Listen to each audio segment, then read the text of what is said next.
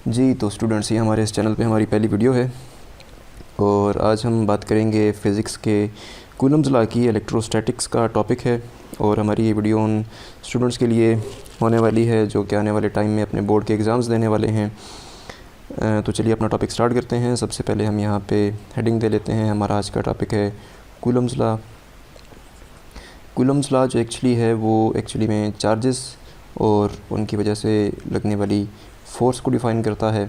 लेकिन coulomb law में भी पढ़ने से पहले हम ये देख लेते हैं कि हमारे पास चार्जेस कितने होते हैं। हमारे पास बेसिकली चार्जेस की दो इकसाम होती हैं, दो टाइप्स होती हैं। एक होते हैं पॉजिटिव चार्जेस, इनको हमने यहाँ पे ब्लू कलर से रिप्रेजेंट किया है, और एक हमारे पास होते हैं नेगेटिव चार्जेस, इनको हम यहाँ पे रेड कलर से रिप्रेजेंट कर देते हैं। ये दोनों चार्जेस जब एक दूसरे के करीब रखे जाते हैं तो ये दोनों एक दूसरे के ऊपर फोर्स लगाते हैं। अगर दो अपोजिट चार्जेस होंगे तो वो एक दूसरे के ऊपर फोर्स ऑफ अट्रैक्शन लगाएंगे। हम यहाँ पे उनकी फ़ोर्स को रिप्रेजेंट भी कर देते हैं। ये इसके ऊपर फोर्स लगाएगा और जो नेगेटिव चार्ज होगा वो पॉजिटिव चार्ज के ऊपर फोर्स लगाएगा, और दोनों एक दूसरे को खींचेंगे। और अगर दोनों सेम टाइप के चार्जेस होंगे, मिसाल के तौर पे अगर दोनों ही चार्जेस नेगेटिव हैं तो भी वो एक दूसरे के ऊपर फोर्स लगाते हैं, लेकिन वो फोर्स जो है वो फोर्स ऑफ रिपल्जन कहलाती है, यानी कि ये दोनों एक दूसरे को एक दूसरे से दूर धकेलने की कोशिश करते हैं। इसी तरीके से अगर हमारे पास दो पॉजिटिव चार्जेस हैं, उनको अगर हम करीब रखें तो वो भी एक दूसरे के ऊपर फोर्स ज़रूर लगाएंगे, और वो भी फोर्स जो होगी वो फोर्स ऑफ रिपल्जन होगी, यानी कि वो एक दूसरे को दूर धकेलने की कोशिश करेंगे। अब कूलम्स के मुताबिक ये जो फ़ोर्स इन दोनों चार्जेस के दरमियान लग रही है, चाहे वो पॉजिटिव चार्जेस हैं या चाहे वो नेगेटिव चार्जेस हैं या चाहे दो अपोजिट चार्जेस हैं, उस फोर्स को हम लोग यहाँ पे रिप्रेजेंट कर देते हैं F से। कूलम के मुताबिक ये जो फ़ोर्स इन दोनों के दरमियान लग रही है वो डायरेक्टली प्रोपोर्शनल होती है इन दोनों चार्जेस के मैग्नीट्यूड के प्रोडक्ट के। अब ज़रा इस चीज़ को थोड़ा एक्सप्लेन करते हैं, डिफ़ाइन करने की कोशिश करते हैं। यहाँ पे मिसाल के तौर पे आप ये समझ लें कि हमारे पास ये दो चार्जेस हैं, हम दोनों पॉजिटिव चार्जेस ले लेते हैं। एक चार्ज हमारे पास जो है उसका मैग्नीट्यूड हम ले लेते हैं Q1, दूसरा चार्ज जो है उसका मैग्नीट्यूड हम Q2 ले लेते हैं। मैग्नीट्यूड से मुराद सिर्फ इतनी है कि इन चार्जेस के ऊपर चार्ज की मिकदार कितनी है। लेट्स सपोज़ हम कह लेते हैं कि जो Q1 चार्ज है हमारा, उसके ऊपर जो चार्ज है वो 1 कूलम का है, तो इसका मैग्नीट्यूड 1 कूलम हो जाएगा। और जो Q2 चार्ज है हमारे पास, हम कहते हैं कि उसके ऊपर चार्ज की मिकदार जो है वो 2 कूलम की है, तो इसका मैग्नीट्यूड जो है वो 2 कूलम हो जाएगा। तो इन दो चार्जेस का मैग्नीट्यूड Q1 और Q2, उनका प्रोडक्ट से मुराद उनकी multiplication Q1 multiply by Q2। तो ये फ़ोर्स इन दोनों चार्जेस के मैग्नीट्यूड की मल्टीप्लिकेशन यानी इनके प्रोडक्ट के डायरेक्टली प्रोपोर्शनल होगी। डायरेक्टली प्रोपोर्शनल होने से मुराद ये है कि अगर इन दोनों चार्जेस का मैग्नीट्यूड बढ़ जाएगा या इनमें से किसी एक चार्ज का भी मैग्नीट्यूड बढ़ जाएगा तो ये फ़ोर्स जो इन दोनों के दरमियान लग रही है वो भी बढ़ जाएगी। मिसाल के तौर पे हमने यहाँ पे जो इनका मैग्नीट्यूड रखा है F is directly proportional to 1 coulomb, और यहाँ पे हम रख लेते हैं 2 कूलम इनके मैग्नीट्यूड को। तो ये हमारे पास टोटल बनता है 2 कूलम का चार्ज मल्टीप्लाई होने के बाद।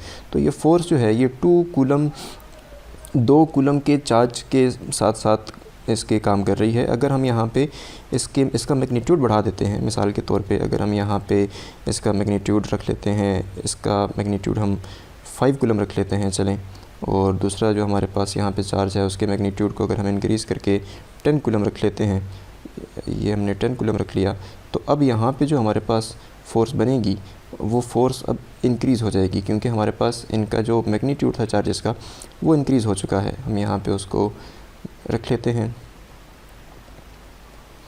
ये हमने 5 कूलम का रख लिया और ये हमने 10 कूलम का रख लिया। तो अब हमारे पास जो टोटल चार्ज की मिकदार बनी वो 50 कूलम बनी। तो क्योंकि चार्ज की मिकदार बढ़ चुकी है, चार्जेस के ऊपर मैग्नीट्यूड बढ़ चुका है, तो फोर्स भी बढ़ जाएगी। तो फोर्स जो है वो डायरेक्टली प्रोपोर्शनल है चार्जेस के मैग्नीट्यूड के प्रोडक्ट के।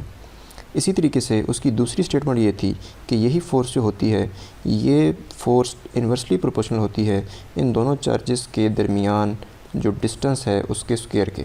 मिसाल के तौर पे हम कहते हैं कि इन दोनों चार्जेस के दरमियान जो डिस्टेंस है वो है r के बराबर, यहाँ पे हमने r रख लिया।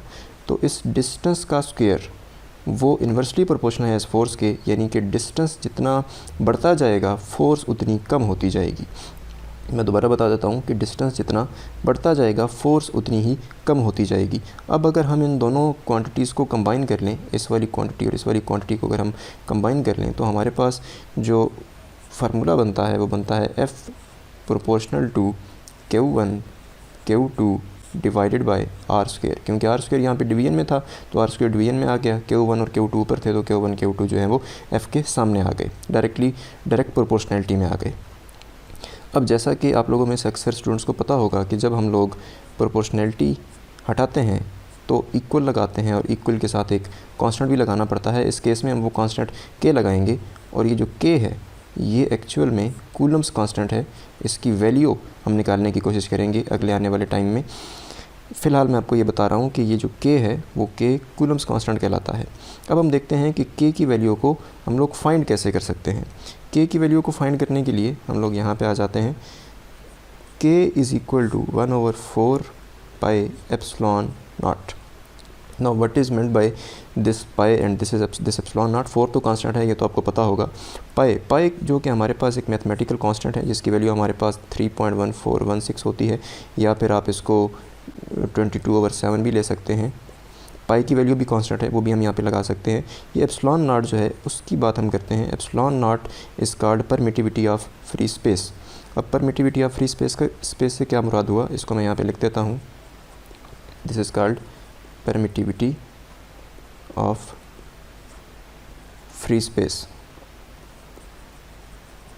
So what is meant by permittivity of free space? Permittivity of free space से मुराद ये है कि ये जो दो चार्जेस आपको यहाँ पे नज़र आ रहे हैं, यहाँ पे दो चार्जेस, इनके दरमियान में कुछ भी नहीं है। मतलब इनके दरमियान में अगर वैक्यूम हो तो हम एप्सिलॉन नॉट की वैल्यू जो है वो उसको परमिटिविटी ऑफ फ्री स्पेस बोलेंगे और इसकी वैल्यू हम लोग 8 × 10⁸ लेंगे। So epsilon naught is equal to 8 × 10⁸। अगर हम यही दोनों वैल्यूज़ एप्सिलॉन नॉट की ये वैल्यू और पाई की ये वैल्यू जो है अगर हम इस फार्मूला में पुट कर दें तो हमारे पास जो K की वैल्यू बनेगी, K will be equal to 9 × 10⁹। Sorry, this will be -8, यहाँ पे -8 है।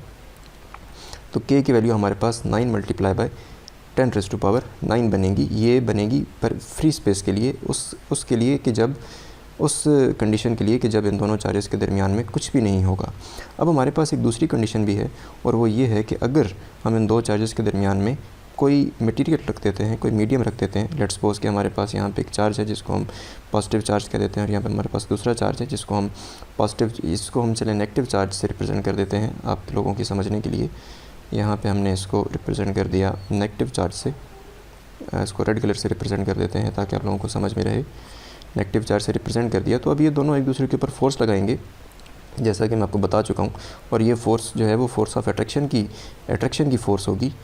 तो अब अगर हम इन दोनों के दरमियान में कोई मीडियम इंट्रोड्यूस कर दें, मीडियम इंट्रोड्यूस कराने से मुराद ये है कि हम इनके दरमियान में कुछ भी सिलिकॉन रखते हैं या कोई भी सिलिका रखते हैं या कोई भी चीज़, कोई भी ऐसा मीडियम रख दें, तो फिर इस K की वैल्यू पे क्या असर पड़ेगा उसको हम आगे देख लेते हैं। यहाँ पे हम एक चार्ज हम लोग यहाँ पे नेगेटिव ड्रा कर लेते हैं। नेगेटिव चार्ज हमने ड्रा कर लिया, उसके साथ हमने एक पॉजिटिव चार्ज जो है वो ले लेते हैं और इनके दरमियान में जो है वो एक मीडियम रख देते हैं और उस मीडियम को हम लोग रिप्रेजेंट कर लेते हैं। चलिए इस कलर से, ये हमने दरमियान में एक मीडियम रख दिया इनके। तो अब ये दोनों एक दूसरे के ऊपर फोर्स तो ज़रूर लगाएंगे लेकिन अब इनकी फ़ोर्स कम हो जाएगी। ये एक बड़ी कॉमन सेंस की बात है कि जब ये इनके दरमियान में कुछ भी नहीं था तो ये एक दूसरे के ऊपर ज़्यादा फोर्स लगा रहे थे, लेकिन अब जब हम इनके दरमियान में कोई मीडियम हमने रख दिया तो अब ये एक दूसरे के ऊपर फोर्स लगाएंगे लेकिन वो फोर्स जो है वो कम हो जाएगी। तो पता चला कि K की वैल्यू जो है वो भी डिक्रीज़ हो जाएगी। उसके बाद दूसरी जो मेन चीज़ है वो ये है कि ये जो मीडियम हमने यहाँ पे इंट्रोड्यूस कराया है, यहाँ पे ये वाला मीडियम, इसमें से यहाँ पे हर मीडियम के लिए एप्सिलॉन की वैल्यू अलग होती है और उसको हम रिप्रेजेंट करते हैं एप्सिलॉन R से। चलिए हम यहाँ पे रिप्रेजेंट कर देते हैं एप्सिलॉन R, और ये हर मटेरियल के लिए अलग होती है। इसको हम बोलते हैं परमिटिविटी ऑफ मीडियम। यहाँ पे हम इसको लिख देते हैं परमिटिविटी ऑफ मीडियम लिख देते हैं यहाँ पे, और ये हर मीडियम के लिए अलग होती है। हम सिलिका रखेंगे तो उसके लिए अलग होगी, हम वाटर रखेंगे तो उसके लिए अलग होगी, हम एलुमिनियम रख देंगे तो उसके लिए अलग होगी। हर मीडियम के लिए इस एप्सिलॉन R की वैल्यू अलग होती है, तो K की वैल्यू भी उसी हिसाब से चेंज होती जाएगी। लेकिन जो भी मीडियम हम यहाँ पे रखेंगे उसके लिए इनके जो दरमियान की फ़ोर्स है वो डिक्रीज़ ही होगी, इंक्रीज़ किसी भी सूरत में नहीं हो सकती। तो ये था हमारा आज का टॉपिक। इस टॉपिक पे अगर आप लोगों को मज़ीद कुछ भी इन्फॉर्मेशन चाहिए तो आप लोग कमेंट सेक्शन में मुझे बता सकते हैं, मैं उसका ज़रूर आपको रिप्लाई करूँगा। मिलते हैं अपनी अगली वीडियो में, तब तक के लिए अल्लाह हाफ़िज़।